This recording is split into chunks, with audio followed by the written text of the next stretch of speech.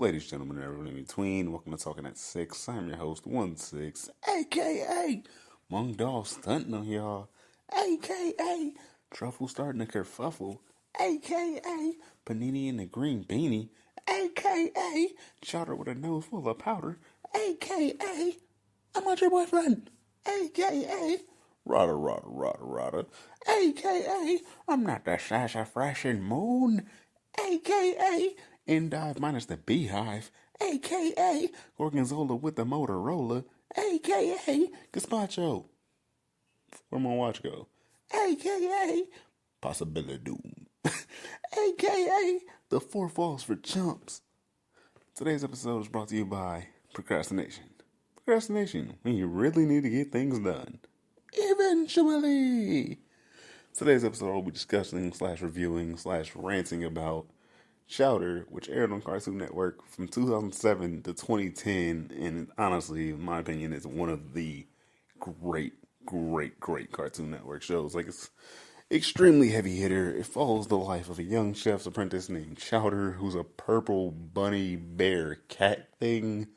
Like, like literally, like kind of has like bear, like tiny bear body, but bunny ears, like small bunny ears, and like it's kind of a cat tail, but it's like striped like a raccoon tail. And honestly, like even in the show, they don't know what he is. Like no one knows what he is. It's so weird. But like the entire world he lives in is weird. Like all the characters like look like weird Disney, Nintendo, like Tim Burton esque like knockoff like characters. It's hilarious, man. They live in Marzipan City, and it's just like everything. Like a bunch of people have like are named after food because the whole show revolves around food and how Chowder's the chef's apprentice. The chef being Mung Dahl, who like owns a catering company, and is like super like, oh, master chef, oh. Like he's kind of like almost like Master Roshi almost, kind of like similar to that, like where he's like the old guy is supposed to be super great at what he does, but at the same time, dude's just like he's terrible. Like, he's just insane concoctions and just concepts and ideas. Like his recipes are just make no sense.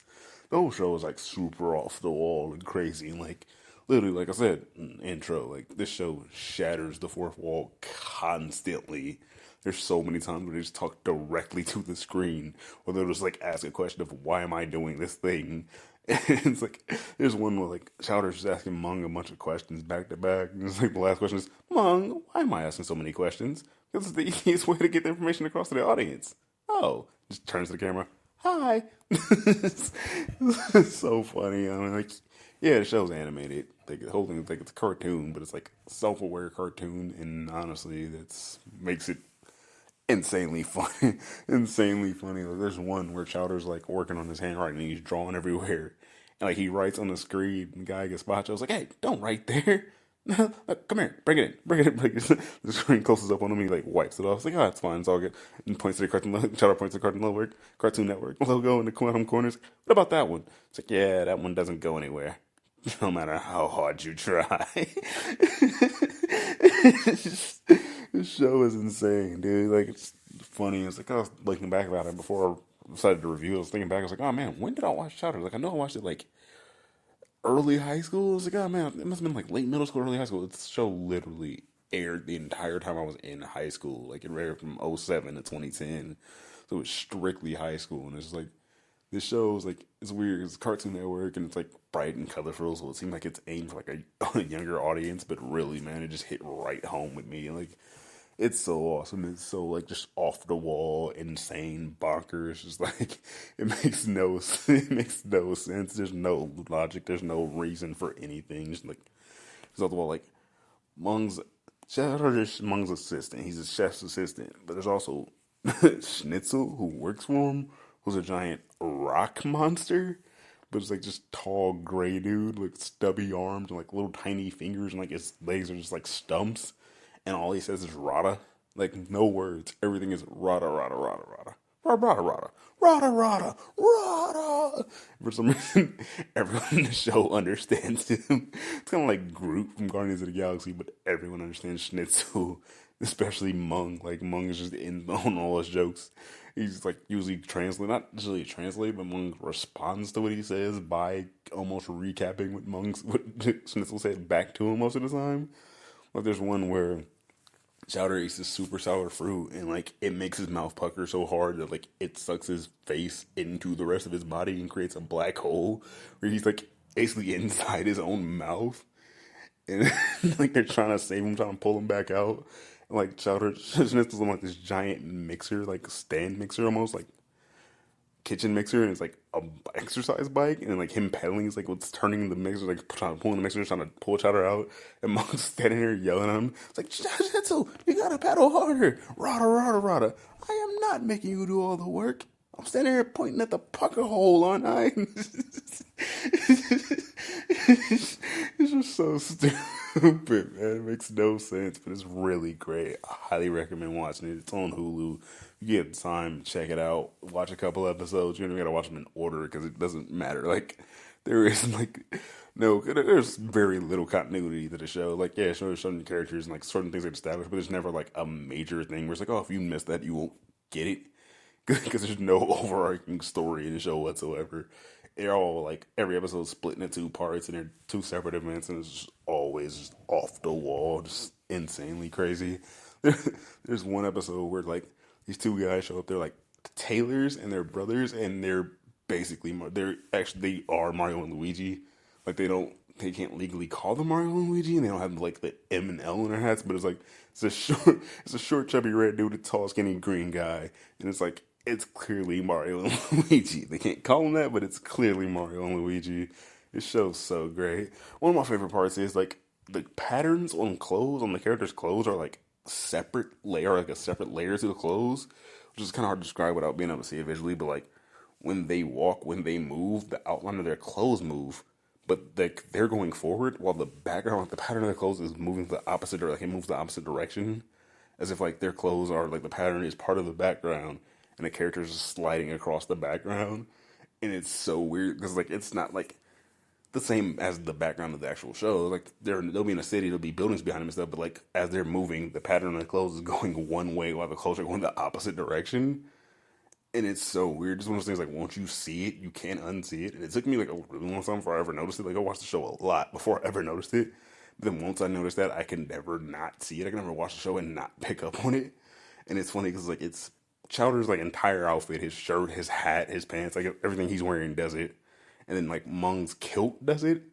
And then Schnitzel's skin does it, which is weird. Like he's like gray with like these like like lighter, like he's like more of a brownish, darker gray, and like it's just like these lighter gray lines on his skin, like pattern on his skin, and that moves with him. And it's so weird. The same thing happens with Mung's wife, Truffles. Her hair, like it's so weird. The pattern in her hair moves. It's just so, it's so weird, and it's like I'm surprised no one ever called that out because like the show constantly calls out things in the fourth wall and just breaks the fourth wall to be funny. Not even funny, honestly. It just breaks the fourth. It just breaks the fourth wall constantly. There's one where Chowder has the kitchen only messes up and sets the kitchen on fire. It's like, look at what you've done. Someone's just like, look what you've done, Chowder. Not in a minute, you're gonna have to draw all that fire. Then they're gonna have to draw all that fire. Just points it out.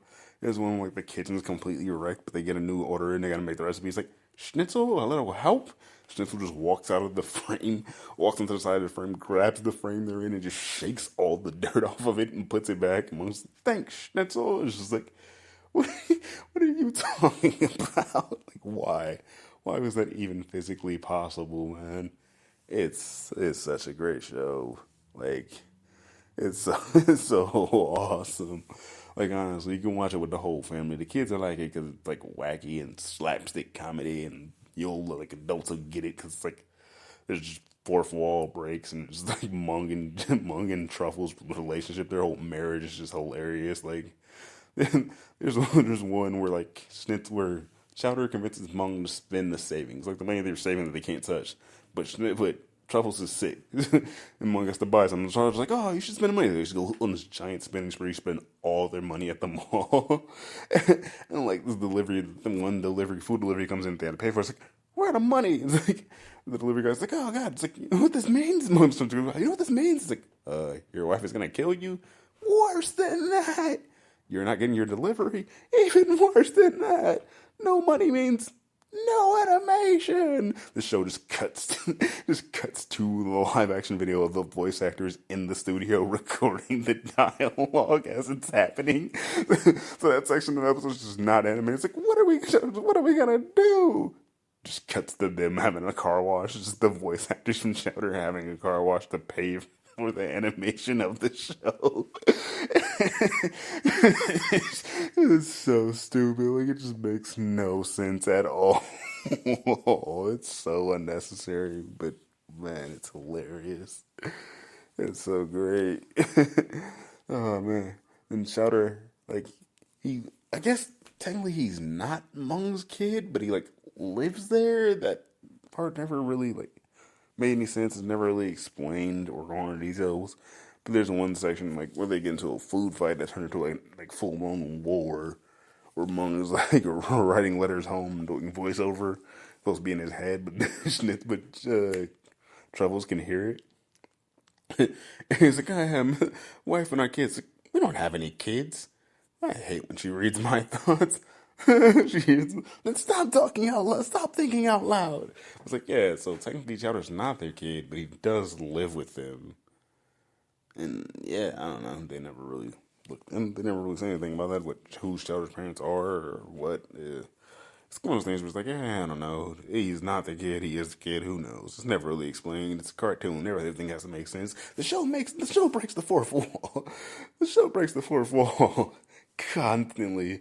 There's one where where Chowder's like up all night and the sun's coming. It's like, oh no, the sun's rising. It's just a giant crack in the world with the sun's this giant demon that's crawling out and breathing fire and just terrorizing people who are just screaming and running away from it. Just running away from the sun. It's so good. It's so good. It's crazy. Oh man. Then Chowder has this pet Kimchi, who's essentially a fart cloud with eyes, man. Like, seriously, he's like just a stink cloud, brown little stink cloud that floats around. He has eyes and he just goes constantly. It's like, hi, Kimchi. That's how he communicates. It's so great. But yeah, the whole point of the show is like, Chowder's just like, he's great, he's funny, he's entertaining, but he's just terrible at being a chef.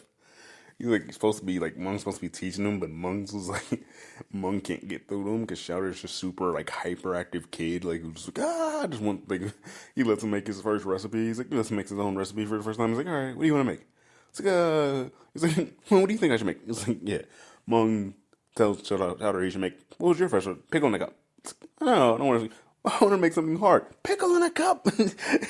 So Chowder ends up making purple nurples, and Mung's like letting him fly solo and try not to like overhelp him, try not to get in the way. But Chowder ends up dumping a bunch of poison into him. It's like Mung tries something. Chowder's not looking, just keeps Mung just dumps poison in him, ends up making him. So Mung has to go and try to buy him back from Chowder before he sells him to anyone and lets them die. So people don't die from eating him, so he just buys all of them from Chowder. There's one part where like he gets all the money, and goes to Truffles. Honey, I need all the money we have. It's like, well, I have one question. Yes, it's Chowder related. Okay, say no more. He spends all his money on it, buys them all. Then he runs out of money and Chowder has another batch. So he runs to Schnitzel. Like, Schnitzel, I need some money. It's like, rada. What? And he goes back to Truffles. Honey, you gotta pay Schnitzel. You gotta pay Schnitzel. I need to borrow money from him. Like, what? I already gave you all the money. I can't pay him. I already gave you all the money. It's so just it gets me, man. Seriously, like, it's hard not to laugh at the show thinking about it because it's just so off the wall. Back to the episode where Chowder eats the sour thing and gets sucked into his own mouth. That episode is narrated by Chowder's wisdom tooth, which for some reason has like a southern cowboy accent and a giant mustache and like arms for some reason.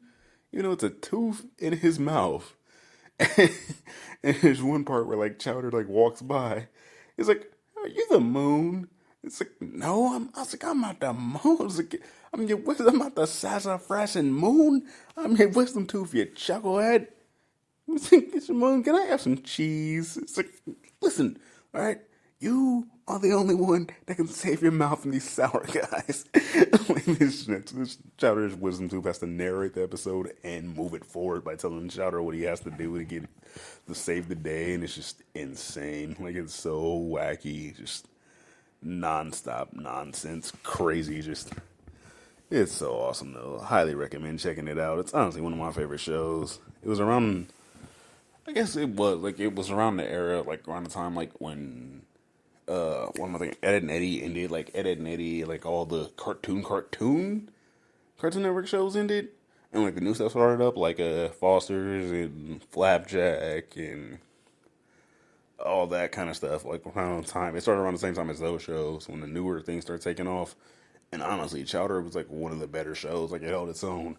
It only aired for 3 seasons, and it only has like 49 episodes. It makes no like it's like why is the run so? It's not even like spread out either. It's like one season's 20. There's like the first 2 seasons are 20, and the third season is 9. Like it had a really weird like spacing, really weird run. I honestly think it like might have gotten canceled at one point. They brought it back, but luckily, in the last season, the show does get a series finale. The last episode, it's almost like It's a Wonderful Life, where like Chowder refuses to grow up. He's like still like dressing and acting like a kid, but he's like the size of a grown man at this point. But he just refuses to grow up and stop being a kid, grow up and being his own chef and being an adult. And it just like goes through and he sees like how him refusing to grow up affects everyone's life, like how Mung and Truffles can't retire because Chowder won't grow up and take over the business. Like Schnitzel's just stuck in his job; he has no life. Panini, who has a crush on him, but he doesn't like her. Every time she's like, "Hi, Chowder, I'm not your boyfriend." She's just going completely insane because Chowder is supposed to grow up and marry her, but he refused to. So she's just losing her mind. His rival Gorgonzola, who just I don't even know why, just rival with Chowder for no reason. He's like super successful and owns this giant company, but he just like feels empty inside because he can't rub it in Chowder's face because Chowder doesn't grow up. That's all he wants in life is to be better than Chowder. Also, shout out to Gorgonzola. He's voiced by Dana Schneider, who's the voice of Master Shake. I almost said Dana Carvey. That's completely wrong. But he has the same voice actor as Master Shake and Michael Teen Hunger Force, which honestly I didn't realize until right before I started this episode. I looked that up, and it's crazy because Michael Teen Hunger Force is like one of my favorite shows. Another one of my favorite shows. Like it's so funny, man. It's such a great one that I might have to cover in a later. Not might, definitely will. We'll cover that one in a later episode. But right now we talking about Chowder. Alright, we ain't talking about Aqua Teen Hunger Force. We ain't talking about Meat Why. We ain't talking about no Jam Box. All we talking about is Chowder. Oh man, yeah, show's so crazy. There's just one character, Chestnut, who's like the super tiny dude, like tiny cube dude with horns. His name is Chestnut. He's voiced by Tone Loc, which you don't know who Tone Loc is. He sang Wild Thing. Wait, did he sing Wild Thing? Or he sang Funky? Oh yeah, he sang Funky Cold Medina. Yeah, he also did Wild Thing too. Point of getting at his Tone Loc voice is deep as hell, man. Alright, the man made it. He did his music, and then he went to voice acting. I don't know what he's doing now, but you got a Tone Loc voice, man. You got to get paid to talk, boy. Talking about, man, my voice ain't shit compared to his, man. His voice is super deep. I can't even do it. I can't even imitate it. I don't even know why I tried, man. I'm out here failing horribly. I'm failing miserably. I'm flailing.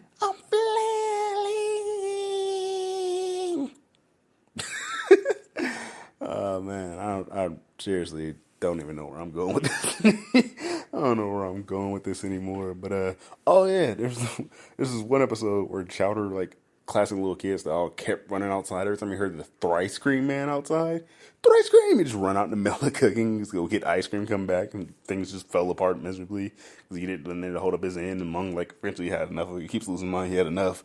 He built Chowder a Thrice Cream Man, which is like basically a living man, like living snowman ice cream.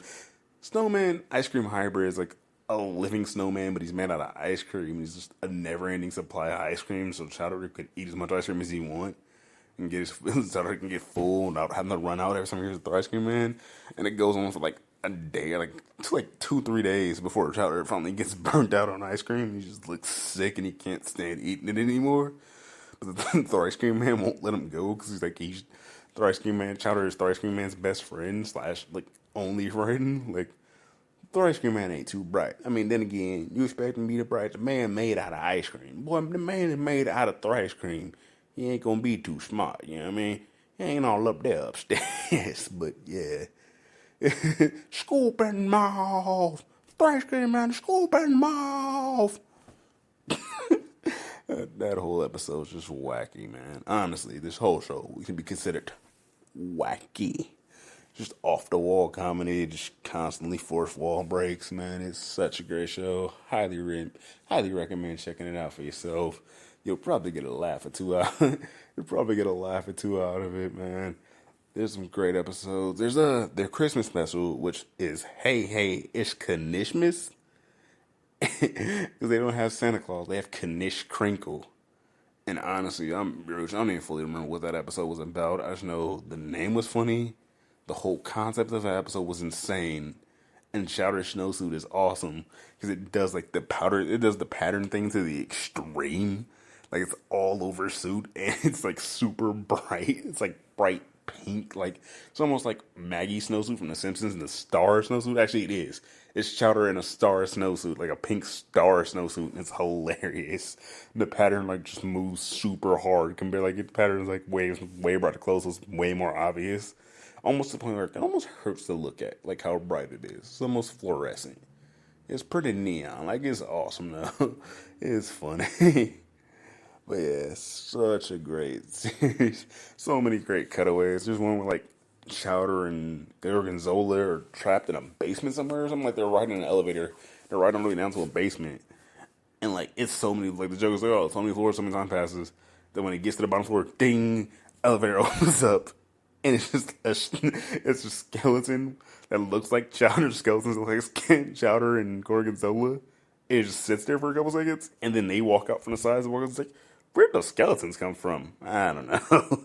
It's just so weird, dude. It makes no sense. And there's one episode, like it's one of the first episodes, they make a froggy apple frumpkin thumpkin. And it's like, it's counting off all the steps, like, step number 1. There's all the steps in the recipe. And it just keeps going. Eventually, he's like, step number 2. And eventually, skips like, step number 17. And at the end, it's just step number 64. It's just these same kids voicing over for everyone. As time goes on, they just get more and more tired and more defeated and just don't want to be there. And step number 64. I want to go home. It's so good. And also at the end of every episode, there's like, there's not, I guess we could call it a live action segment, but it's like puppets, almost like Muppet Show style, where it's Chowder and Mung doing another thing, like during the credits of the show, like some quick just couple minute run joke where while the credits run. But it's hilarious because like animated show that you had Muppets made for, so you can do skits during the end credits of the show. Because why? Just because why not? You know? Because at that time of Cartoon Network, where everything was super weird, like I said, it was on around the same time as the Marvelous Misadventures of Flapjack, which that entire show was just a fucking nightmare, dude. That show is funny, it has its sweet moments, but oh, dude, it's so weird, so confusing, so just crazy to look at. But I feel like everything around this time was like that. I mean, like Foster's Home for Imaginary Friends, great show, great concept, really funny, really liked it. But a lot of it, like you look at it and it's like, what is this? Why? Why would you make this? At what point was this a good idea? Like, who told you should make this? This is insane. But yeah, great shows. Oh man, going back to the food fight episode, it's called the Taste of Marzipan City, and Mung sets up a booth, and his rival Endive, she sets up her booth right across from him, and they're serving the same thing. It's like a food festival. They're serving the same thing that eventually, like, they're like gonna try to find out who's like, no, we're gonna figure out who's better. Eventually, it turns into them like throwing food at each other. This massive food fight, this giant war. And there's one part where it's like, oh man, there's so many casualties. It just cuts to Gazpacho, who like runs a fruit stand and shows to him getting hit. He's like, I'm dying, dying. Oh, what a world, I'm dying.